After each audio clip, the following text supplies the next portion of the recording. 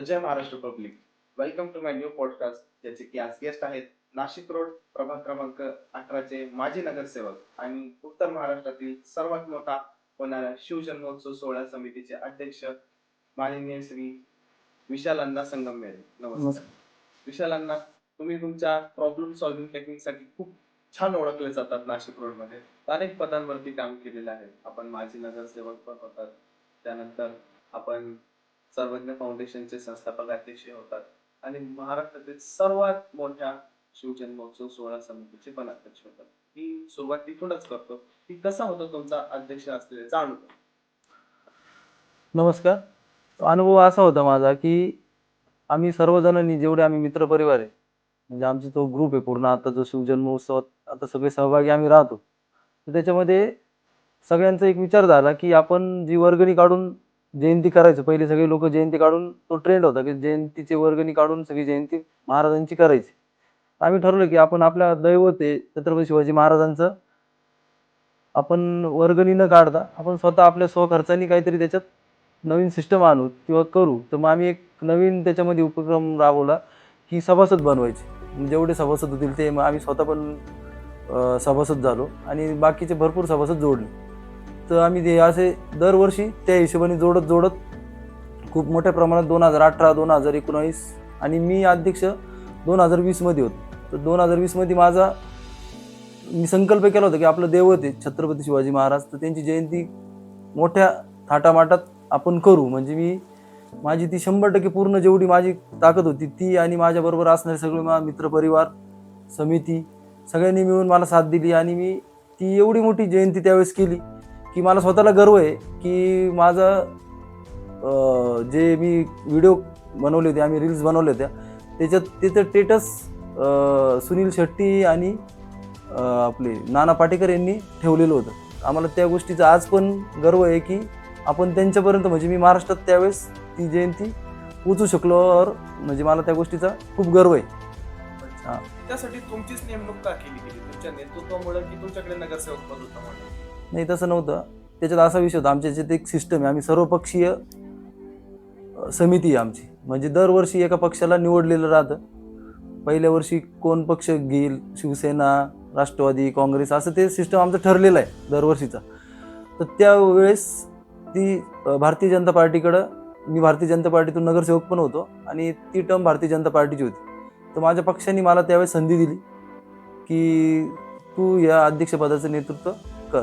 प्रभाग 18 मध्ये तुम्ही ऑन ग्राउंड काम केलेलं आहे. कसा आहे प्रभाग क्रमांक 18चा अभ्यास? तुम्ही काही सांगू शकता का? अभ्यास म्हटलं तर विषय असा आहे की मी ज्यावेळेस नगरसेवक व्हायच्या पहिले खूप प्रभागामध्ये प्रॉब्लेम होतेच, बरोबर. आणि सर्वात मोठाचा इथला विषय असा होता की मला प्रभाग सुरक्षित आणि जास्तीत जास्त कामं कशी करणार मी, त्या हिशोबाने मी प्रभागामध्ये विकास कसा जास्तीत जास्त विकास करेल मी, त्या हिशोबाने मी प्रभागात नगरसेवकासाठी उभा राहिलो. आणि त्याच्यात विषय असा होता, काम करायला फक्त 2.5 वर्ष भेटले. त्या 2.5 वर्ष तर कोविडच होता.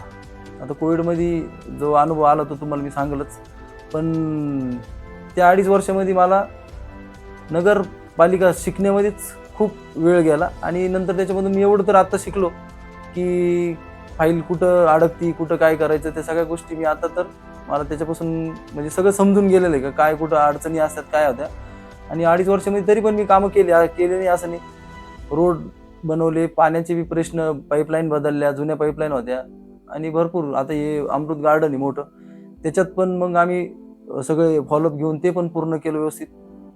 तर अशा भरपूर कामं मी केले. जसं आता तुम्ही शब्द वापरला फाईल अडकली, म्हणजे प्रशासन दरबारी ज्या काही तक्रारी येतात, प्रशासन दरबारी ज्या काही अडचणी येतात, त्यांचा तुम्हाला आता काय फायदा होऊ शकतो का?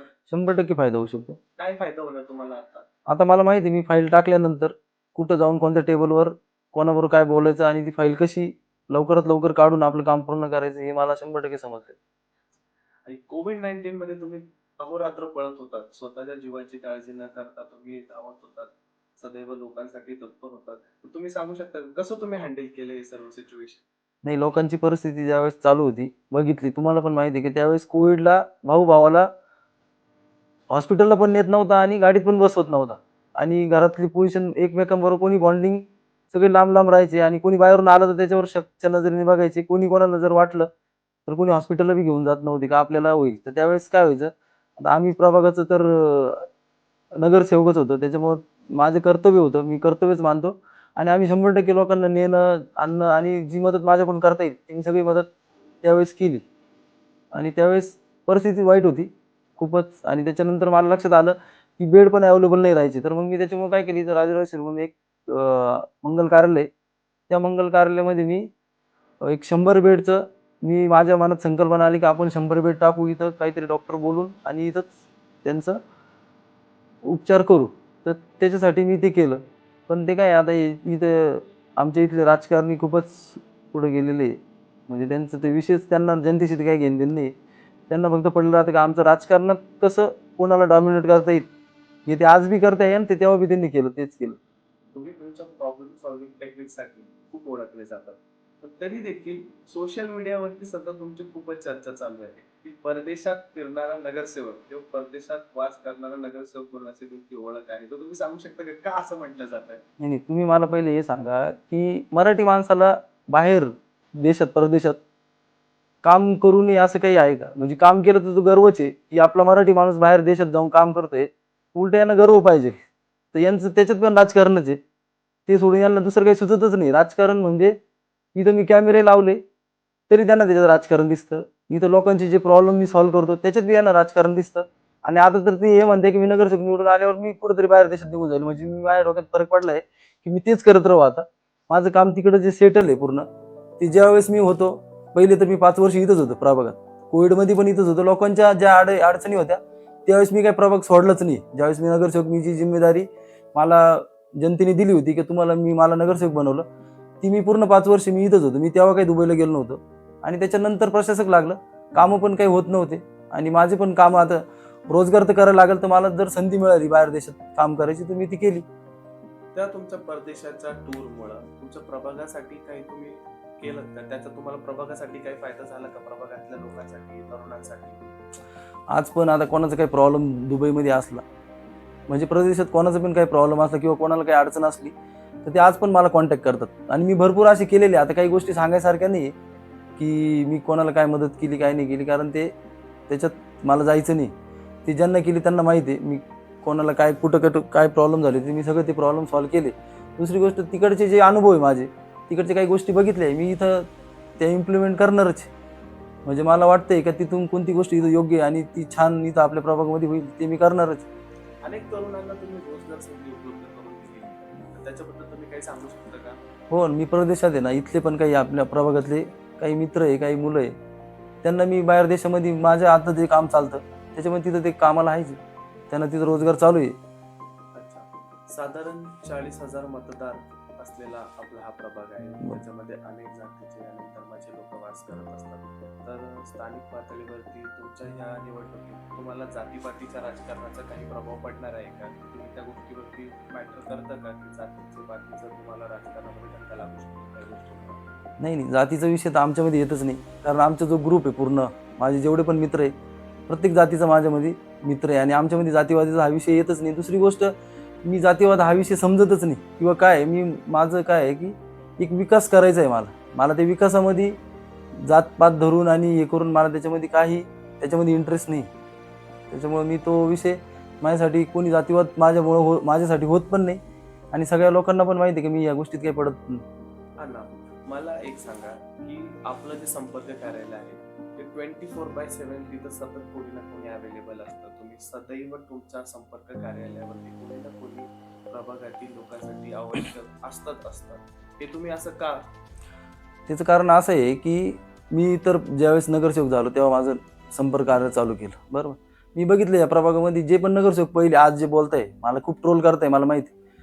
त्यांचं एकाचं पण, त्यांनी जे ठीक आहे, मी आत्ता नगरसेवक झालो त्याच्यानंतर मी संपर्क कार्य माझं चालू आहे, ते 100% 8 वर्ष झाले, 9 वर्ष, म्हणजे आत्तापर्यंत ते चालूच आहे, ते बंद कधी झालं नाही. पण हे ज्यावेळेस नगरसेवक होते ना, यांचं संपर्क कार्य होतं का, पहिले ह्या प्रश्नाचं त्यांनी उत्तर द्यावं, की यांचं स्वतःचं कधी संपर्क कार्य होतं का. बरोबर. हे जे मला म्हणताय, मी बाहेर गेलो, इकडे गेलो, तिकडे गेलो, तरी मी बाहेर जाऊन पण इथं जनतेचे प्रश्न इथं माझ्या प्रभागामध्ये माझ्या ऑफिसला सुटतच होते. आणि माझं ऑफिस कधी बंद राहिलंच नाही. आज पण तेच लोक सगळे माझे, जे मी काही मुलं ठेवलेले काम करतात, ते सगळे ते बघतच होते. तसं यांचं काही असं नियोजनच नाही, की यांचं स्वतःच आज पण ऑफिस नाही. हे जे बोलताय ना आज, की बाहेर हे जातील ते करतील किंवा बाहेर परदेशात जाणार आहे हा जाईल निघून किंवा काय करल ते करल, यांचं कोणतं ऑफिस आहे? यांनी सांगावं की यांनी जेव्हा नगरसेवक होते तेव्हा ऑफिस होतं की यांचं? लोकांनी यांना घरी यावं लागायचं, यांच्या घरांमध्ये यांनी काय काय ट्रीटमेंट दिली लोक मला आज पण सांगतात, पण आता त्या गोष्टी मला त्याच्यात जायचं नाही. नगरसेवक म्हणून असं कुठलं काम आहे जे तुम्हाला खूप आठवणीत राहील, जे तुम्ही खूप मनापासून केलं? मी आठवणीत राहणाऱ्या 2 गोष्टी आहे माझ्याकडे. मी जलकुंभ बांधलं, बरोबर, हा एक विषय, आणि छत्रपती शिवाजी महाराजांचा जो मी चौकामध्ये जे शिवशोभीकरण केलं, हा स्मारक बांधलं, त्या गोष्टीचा मला 100% अभिमान आहे. मग असं काय प्रॉब्लेम आहे की लोक तुमच्यावरती टीका करतात, सारखे तुमचे विरोधक तुमच्यावरती सतत टीका करत असतात? लोक टीका करतच नाही, विरोधकच टीका करतात. त्यांना दुसरं काही कामच नाही, कारण ते माझ्यावर टीका नाही केले तर त्यांच्याकडे दुसरं काही माझ्याबद्दल बोलायला काही आहेच नाही. तुमच्या कामांबद्दल तर त्यांच्याकडे कंप्लेंट्स नसतील. ते काय ते माझे मी कॅमेरे लावले ना त्याच्यावर बी ते बोलतात, कारण त्यांचं म्हणणं काय आहे की तुम्ही लोकांची सुरक्षितता करू नका, कारण यांच्याकडे एक टीम आहे कॅमेरे तोडणारी, जे मी ऑलरेडी मागे कंप्लीट पण केलेलं आहे, पोलीस स्टेशनला कंप्लीट पण झालेले आहेत. आणि हे जे आज बोलते ना यांच्याच टीमने ते कॅमेरे तोड या सगळ्या गोष्टी, कारण त्यांना लोकांसाठी काही, त्यांना मी तुम्हाला बोललो ना कोविडमध्ये पण लोकांचं काही पडलेलं नव्हतं आणि त्यांना असं पण लोकांचं काही पडलेलं नाहीच. त्यांना फक्त एकच गोष्ट कळते की इथं आमचं अस्तित्व होतं, विशाल संगमनेर इथं आला, तो नगरसेवक झाला, त्यांनी आम्ही जे नव्हतं करत त्यांनी ते करून दाखवलं, त्यांना ते देखवत नाही. हा सगळ्यात मोठा त्यांचा प्रॉब्लेम. अच्छा, तुमच्या व्यवसायाबद्दल पण ते टीका करत असतात सतत. तुम्ही असं कुठलं चुकीचं काम करता काय तर तुमच्यावरती टीका करतात? चुकीचं काम करायचा विषयच नाही आहे. पहिली गोष्ट त्यांचे सगळे 2 नंबरचे धंदे, बरोबर, 2 नंबरचे धंदे करत्या, वाईन शॉप आहे, आता खूप काही आहे, 2 नंबर धंदे, मटके, खूप काही आहे. ते त्यांना पटायला पाहिजे का आपण याच्यावर बोलतो काय, का मी काय करतो, मी तिकडे जाऊन का 2 नंबरचे धंदे थोडं करतो, माझे लिगली बिझनेस आहे सगळे. तसे यांचे सगळे इथं 2 नंबरचे धंद्यांवरतून हेच मला बोलते का बाहेर जाऊन उद्योग करतो काय करतो. स्वामी समर्थ केंद्रामार्फतची काय भानगड आहे समजू शकतो का? स्वामी समर्थ केंद्रामार्फतची काही भानगडच नाही आहे. विषय असा आहे त्याच्यामध्ये की आता हे विरोधकांनी काय केलंय की एक अकाउंट खोललेलं आहे स्वामी समर्थ केंद्रच, बरोबर. तर त्या केंद्रातून जे मी आता कॅमेरे लावतोय, मी जे लोकांचे कामं करतोय, तर त्यांचं म्हणणं ते असं दाखवतंय त्याच्यामध्ये का ते केंद्राचे लोक त्याच्यामधून बोलताय का हे कामं आता टाइम आलेल्यावर हा करतोय, बरोबर. तर ते त्यांचं साफ चुकीचं आहे, फेक अकाउंट बनवली आहे त्यांनी, म्हणजे त्यांनी देव पण सोडला नाही. म्हणजे ते लोकांना ना हे पण कळत नाही का आपण स्वामी समर्थ म्हणजे जे भगवंत आहे त्यांच्याबद्दल यांना, म्हणजे तुम्हाला मी सांगतो ना, यांची पूर्ण पातळी ना पूर्ण घसरली यांची, यांना काहीच कळत नाही का हे कुठच्या लेवलला जाऊ राहिले, आणि यांना देव पण कळत नाही कुठं, म्हणजे एकदम.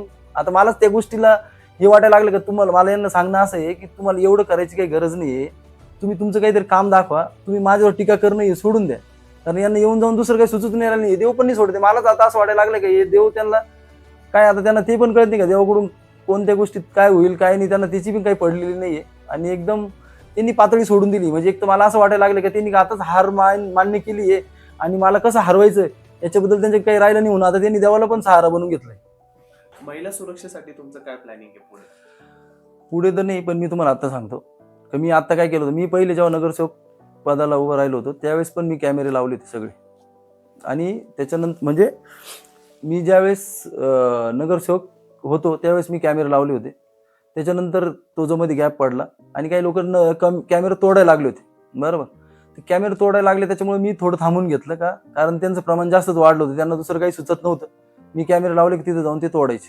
मी नंतर कंप्लेंट पण केल्या होत्या, आणि मग मी आता असा विचार केला की आता जे लोक कॅमेरे तोडतात, म्हणजे एक भागामध्ये विशिष्ट भागामध्ये मी कॅमेरे लावले तिथे जाऊन तोडायचे. मग मी आता काय केलं, मी असं त्याच्यानंतर ज्या मधला काळ गेला त्याच्यामध्ये भरपूर ठिकाणी चोऱ्या झाल्या, काही लोकांच्या घरातून गाड्या नेल्या चोरांनी, खूप प्रॉब्लेम झाले. म्हणजे एकदम गरीब एक तर लोक गरीब असतात, खूप गरीब लोक आहे माझ्या प्रभागामध्ये, म्हणजे त्यांचं कुंजी घरात ठेवलेली राहती, कोणी स्नॅचिंग करतं, चेन स्नॅचिंग करतं, खूप अशा गोष्टी घडतात जे अचानक घडतात, ते कोणाला सांगून घडत नाही किंवा ते काही कोणाला माहीत नाही राहत, तर ते अचानक होतं. आणि त्याच्यामुळे जे जनतेला किंवा आपल्या प्रभागातील माझ्या लोकांना प्रॉब्लेम होतो, त्याच्यामुळे मी एक ठरवलं की मी प्रभागामध्ये इतके कॅमेरे लावला आता का जो कॅमेरा तोडायला येईल तो पण दिसेल आता याच्यानंतर. आणि चोरांचा तर विषयच ठेवला नाही की म्हणजे असा कोणताच रस्ता, अशी कोणतीच गल्ली, अशी कोणतीच बिल्डिंग मी ठेवणार नाही. हे विरोधकांना काय बोलायचं ते बोलते, मला त्याच्याने काही फरक पडत नाही, मला जनतेची सेवा करायची. हे लोक, यांना फक्त राजकारण सुचतं हे मला माहिती, त्याच्यामुळे मला यांच्याकडे लक्ष बी द्यायचं नाही. आणि यांनी मी तर म्हणतो अजून ट्रोल करावं, मी अजून जास्त कॅमेरा लावल त्याच्यामध्ये, यांना काय करत ते करू द्या. फक्त माझं एवढंच आहे की माझी जे प्रभागातली जनता आहे ती सुरक्षित राहिली पाहिजे, हे माझं 100% ध्येय आहे आणि मी त्याच्यामध्ये काही मागं हटणार नाहीये. त्यांना म्हणा तुम्हाला काय करायचं ते करा, तुम्ही काय बोलायचं ते बोला, जनतेला सगळं कळतं. त्याच्यामुळे मी काय कोणाच्या या गोष्टींना मला काही त्याचं टेन्शन बी नाही, मी यांची लोड बी नाही घेत. जनता भगवान आहे आणि मी त्याच्यासाठी 100% करणारच आहे. यांना काही बी करू दे, आपल्याला काही फरक नाही पडत त्याचा. तुम्ही राजकारणात नसतात तर कुठे असतात? मी राजकारणात नसतो तर मी एकदम चांगला बिझनेसमॅन असतो. अच्छा, त्याच्या व्यतिरिक्त तुमच्याकडे काही त्याच्यात माझा विषय असा आहे की मी देवाचं खूप करतो. म्हणजे सगळेच करता पण मी खूप जास्त देवावर विश्वास आहे माझा आणि मी देवाचं खूप करतो. म्हणजे कसं त्याचं तुम्हाला सांगायचं असं की मला नॉनव्हेज चालत नाही, बरोबर. मग मी माझ्याबरोबर जेवढे पण माझे मित्र आहे, म्हणजे मी तुम्हाला सांगतो माझी एक ही गोष्ट आहे जिचा मला गर्व आहे आज पण. माझे जेवढे पण मित्र, माझ्यामध्ये एक बी मित्र माझा दारू पिणारा नाही, बरोबर. बाकीचे जे बी लोक असतील यांचे हे कार्यकर्ते म्हणून ठेवता, मी कार्यकर्ते म्हणून पहिली गोष्ट तर कोणाला ठेवतच नाही. मी सगळे भावासारखे आणि मित्राची माझी नाती आहे त्यांच्याबरोबर. तर माझं म्हणणं असं की माझ्या मित्राचे जे माझे मित्र आहे तर ते दारू पेल्यानंतर काय परिस्थिती होती घरातली तुम्हाला माहिती आहे. हे लोकांना काय, हे लोक जे लोकांना ठेवतात जवळ त्यांना दारू पाजूनच ठेवतात. यांचं सगळ्यात मेन म्हणजे यांना काय पहिली गोष्ट कोणाचं पडेलच नाही. मी तुम्हाला जे बोललो ना पहिल्यापासून की याच्यामधून एक पण असा नाही आहे की ज्याच्याबरोबर जे लोक राहतात ते दारू पित नाही. तसं माझ्याबरोबर जे राहणारे लोक आहे ते एक बी पोरं दारू पित नाही, मी कोणाला पिऊन देत नाही. माझ्या घरी दररोज आरती पूजा होत राहते आणि जे पण माझे मित्र आहेत ते मी कंटिन्यू एक कधी याला कधी त्याला, म्हणजे असे वेगवेगळे मित्र मी मंदिरात नेतो. त्याच्यामुळे त्यांची पण कधी इच्छा झाली नाही आणि माझ्याबरोबर राहून त्यांना पण माहिती आहे दारू पिऊन काही फायदा नाहीये आणि ते त्याच्यामध्ये मला गर्व आहे त्या गोष्टीचा. माझे कोणताच मित्र दारू पित नाही, कुठलाही शोक करत नाही. आणि वरतून याच्यात विषय असा आहे की हे त्याच्यामध्ये अजून अशा गोष्टी बोलता, म्हणजे मी अशा ऐकलंय कानावर का कोणी MDचे हे करतं किंवा म्हणजे आमच्यामधलेच कोणा लोकांवर आरोप करते. मला हे कळत नाही. आमचे सगळे लोक एकदम पूर्ण ते 100% देव करतात. आमची जी पण जयंती असती, दत्त जयंती असती किंवा कृष्ण जयंती असती, आम्ही गणपती बसवता सगळे मोठ्या प्रमाणात करतात. आणि उलटा आम्ही ह्या ज्या गोष्टींवर आहे म्हणजे जे शोक करणारे लोक आहे, कोणतं पण शोक असो, त्याच्यामध्ये 100% आमच्या लोकांनी त्या गोष्टीला विरोधच केलाय, सगळ्या मुलांनी पण. म्हणजे वरतून तुम्हाला मी सांगतो कोणी करत असेल त्याला समजावता बाबा हे सोडून दे. आणि माझं तर तो राहुल बेरड म्हणून एक जवळचा म्हणजे भावासारखाच आहे, तिने जे मुलं प्रभागात दारू पिताना त्याला घेऊन ते एक 2-3 केंद्र आहे असे का तिथं ठेवलं का 2-3 महिने तर त्याला तिथं ती दारू सुटती किंवा असे काही गोष्टी आहेत. तर त्यांनी असे कमीत कमी प्रभागामध्ये 25-30 जण नेऊन तिथं ठेवलेले. म्हणजे त्याच्या घरच्यांच्या परमिशनवर, कारण घरचे वाईट टाकतात, आपले पोरं लवकर बिघडतात त्यांना दिसतं घरी आणि ती परिस्थिती वेगळीच असते. आता या लोकांना ते काही कळत नाही आणि हेच लोक दारू पाजतात त्यांना. वरतून हे बी सांग का बरं का तो जवळ राहायला पाहिजे. अशा काही गोष्टी आता खूप आहे त्याच्यात. तरुण मुलं मुलींसाठी तुमच्याकडे अभ्यासिकासाठी काय संकल्पना आहे? आपल्या वामन दादा कडक म्हणून इथं अभ्यासिका आहे आपली पंचकला, बरोबर. आता तिथल्या त्या मुलांना पण माहिती, म्हणजे तुम्ही कधी गेले ना तुम्ही त्यांना पण विचारा किंवा कोणी पण विचारलं तर मला म्हणजे विचारून बघा त्यांना. तिथं विषय असा आहे की त्यांना ज्या ज्या प्रॉब्लेम होते त्याला खिडक्यांमध्ये वेगळ्या म्हणजे पत्र्याच्या खिडक्या होत्या सगळे, म्हणजे मी पूर्ण तिथलं सिस्टम चेंज करून दिलं त्यांना. कारण मला त्या गोष्टीचा खूप गर्व आहे की आपल्या प्रभागामध्ये चांगली अभ्यासिका आणि ते मुलं खूप तिथं म्हणजे अभ्यासासाठी खूप चांगले मुलं तिथून पुढे गेलेले. तर तिथं खुर्च्या असो जे पण त्यांना काही प्रॉब्लेम आले, कूलर असो काही पण असो, मी तिथं ते अभ्यासिका करून दिली. आणि दुसरी की जे आपला राहुल भाऊ आमदार जे आता आमदार झाले आणि त्यांनी कमीत कमी आमच्या प्रभागामध्ये 2 ते 3 अभ्यासिका दिल्या. आता त्या चालू होतील आणि 100% माझ्या प्रभागामधून कमीत कमी कोणालाही बाहेर अभ्यासिकेमध्ये जायची गरज पडणार नाही. विशालांना आपण एक छोटीशी रॅपिड फायर टेस्ट घेऊया. त्याच्यामध्ये मी तुम्हाला प्रश्न विचारणार आणि तुम्ही एका शब्दात त्याच्यामध्ये उत्तर द्यायचं. सेवा की सत्ता? सेवा. काम की आश्वासने? काम. जनता की राजकारण? जनता. अनुभव की नवकल्पना? अनुभव. धैर्य की वेग? वेग. संघर्ष की आराम? संघर्ष. नियोजन की ऍक्शन? नियोजन. दूरदृष्टी की तत्काळ परिणाम? दूरदृष्टी. एवढं सर्व तुमच्या रॅपिड फायर टेस्ट मधून जे तुम्ही उत्तर दिली त्याच्यामधून एक मला असं तुम्हाला प्रश्न विचारू इच्छितो. तुम्ही एवढं पॉझिटिव्ह आहात तुमच्या कामाबद्दल, तर तुमचा सर्वात मोठा शत्रू कोणता? माझा सर्वात मोठा शत्रू बेरोजगारी. का? कारण प्रभागातील महिला खूप माझ्याकडे मागणी करतात की आम्हाला घर बसल्या काम पाहिजे, काहीतरी काम आम्हाला भेटलं पाहिजे. त्याच्यामुळं आणि दुसरी गोष्ट प्रभागातील मुलं पण खूप बेरोजगार आहे आणि कुठल्याही प्रकारचं कोणी त्यांना काही साधन नाही काम करण्यासाठी, कुठली कंपनी नाही किंवा खूप प्रॉब्लेम आहे इथे. तर मग मी त्याच्यावर मात करण्यासाठी 100% प्रयत्न करतोय. आणि दुसरी गोष्ट, मी आता नवीन जे भारतीय जनता पार्टीतून मला काही पदाधिकारी आहे, वरिष्ठ लेवलचे, त्यांनी मला सांगितलं, कारण मी त्यांच्यापुढे हा मुद्दा मांडला होता, तर त्यांनी मला सांगितलं की तू मला जे पंतप्रधान योजनेतून किंवा जे भारत सरकारच्या काही स्कीम्स आहे त्याच्यामध्ये त्या रोजगार, जसं महिलांना पाहिजे घर बसल्या काहीतरी रोजगार पाहिजे, त्याच्यासाठी त्यांनी मला खूप काही यावेळेस सांगितलेले, माहिती दिलेली आहे, का तू या वेळेने गेला तर तुला हे सगळे रोजगार देता येतील. तर मी ते 100% प्रयत्न करून हा जो रोजगारीचा प्रश्न आहे कमीत कमी महिलांचा, तो तर मी 100% सोडवायचा प्रयत्न करणारच आहे. विशालांना तुम्हाला तुमच्या पुढील वाटचालीस खूप शुभेच्छा. अशी आशा करतो की तुम्ही बहुमतांनी विजय होऊन या. धन्यवाद.